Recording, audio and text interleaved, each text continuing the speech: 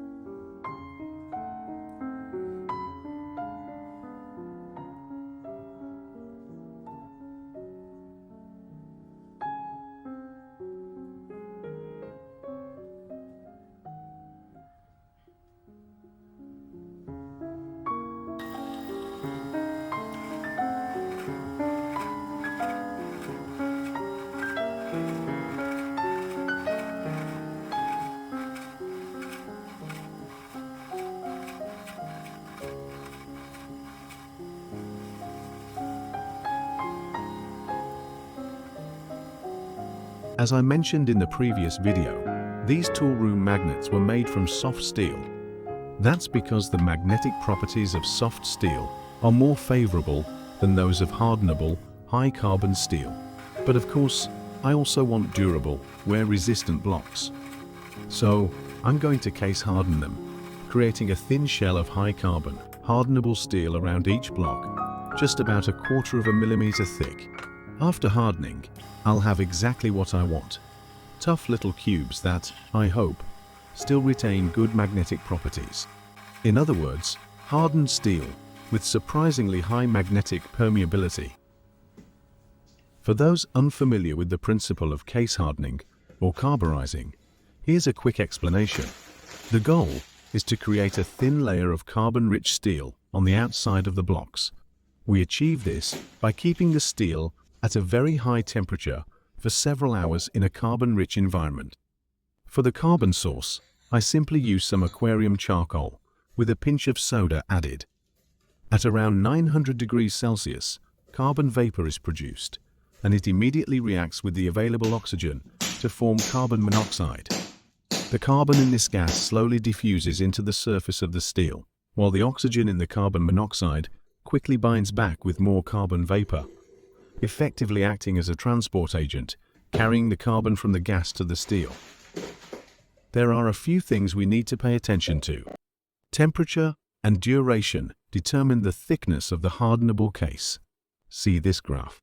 What must be avoided at all costs is fresh oxygen reaching the steel. That would turn carbon monoxide into carbon dioxide.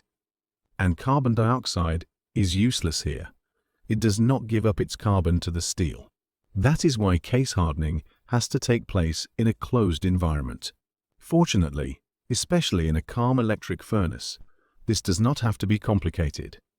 I have seen people weld containers shut, seal everything with refractory clay, and take all sorts of heroic, but mostly unnecessary measures. All we really need is to keep outside oxygen out. A lightly snug-fitting lid, as I use here, is more than sufficient in a non-turbulent environment. No drama required, just no oxygen.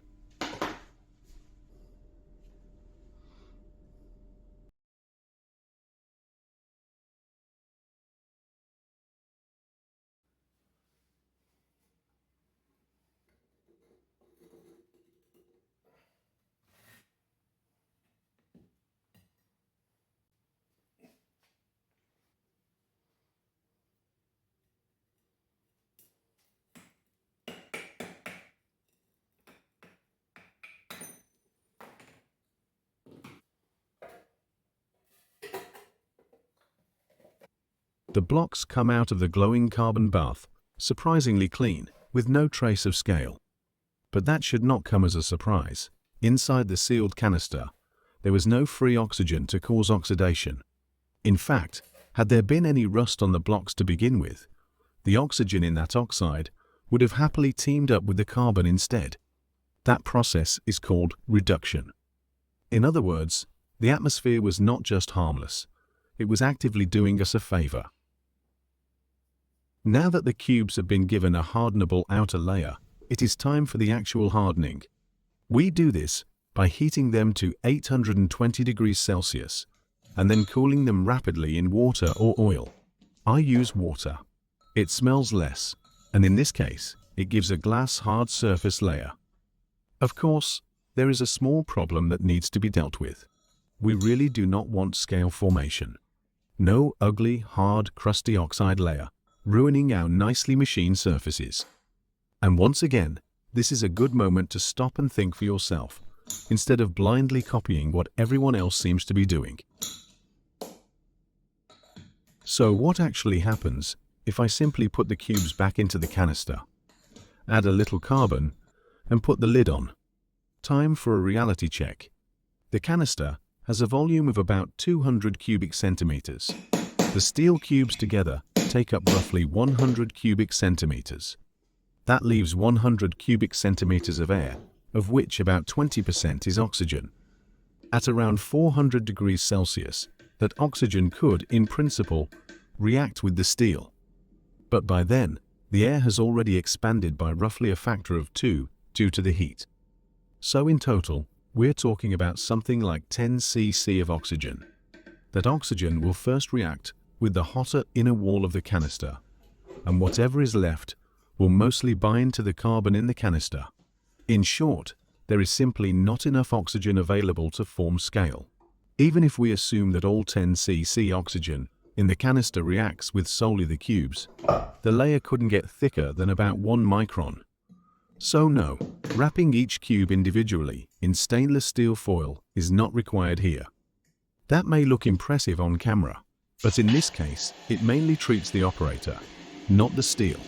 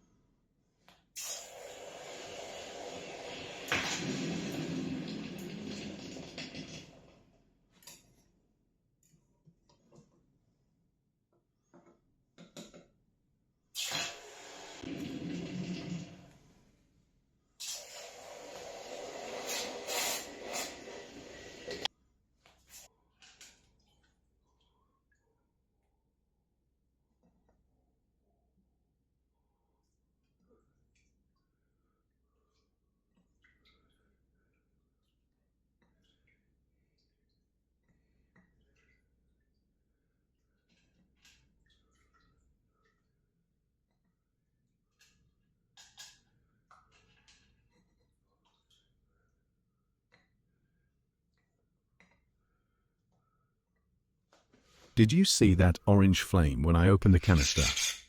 That is actually good news. It tells us the canister was filled almost entirely with carbon monoxide. The moment I opened it, that gas reacted with the oxygen in the air and burned to carbon dioxide. So inside the canister, we did not have an oxidizing atmosphere, but a reducing one. Exactly what we wanted. And it also means I can be confident that no scale was formed at all. And now it gets exciting. Are the blocks truly glass hard? A file sliding over the surface like a skate on ice sounds very encouraging, but as my teacher told me a very, very long time ago, measuring is knowing, guessing is missing. And if they really are that hard, what about the magnetic properties? Has the maximum holding force taken a hit, or did we manage to have our cake and eat it too?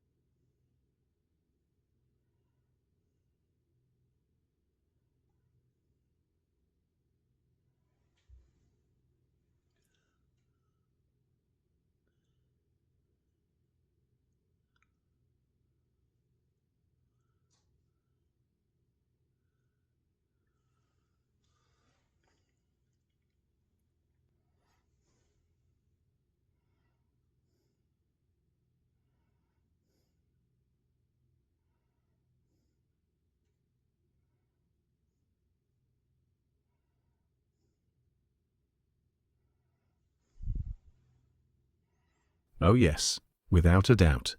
Properly, ridiculously hard. 68.5 on the Rockwell C scale. That is a new personal best. Which makes perfect sense really. An ultra-thin steel skin, saturated with carbon and then shock cooled in water. That is not hardening, that is outright steel abuse. And now, for the measurement that actually matters. How much holding force did we lose compared to the earlier test, when these blocks were still bare steel and had not yet been wrapped in that brutally hard carbon skin?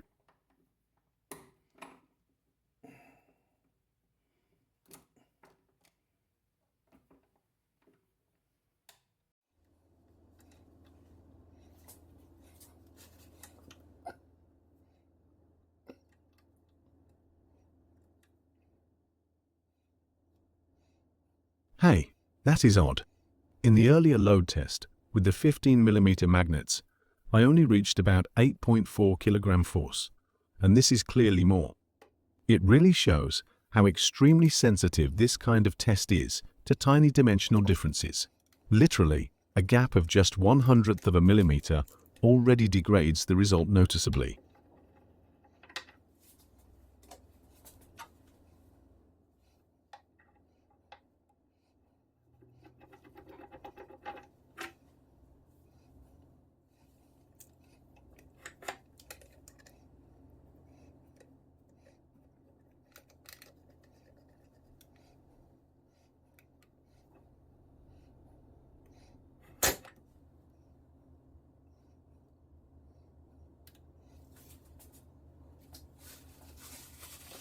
And this result is exactly as expected. These potted 18mm discs, in their hardened state, deliver 30 kg force, just a hair below the previously measured 31. In practice, that difference is negligible. So I have ended up with toolroom magnets that are both extremely powerful and rock hard. Mission accomplished. And that also means it is possible to generate the same pulling force as that expensive metal brick using just 6 of these little magnets, at about 50 cents a piece.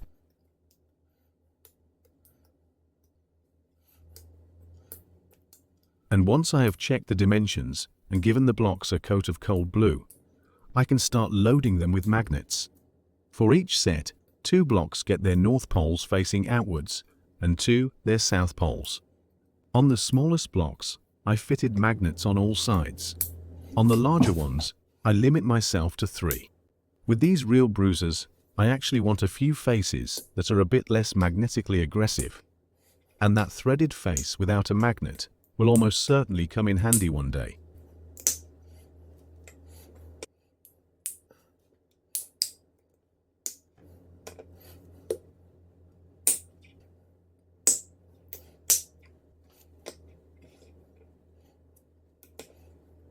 For now, I am deliberately not gluing the magnets into the blocks.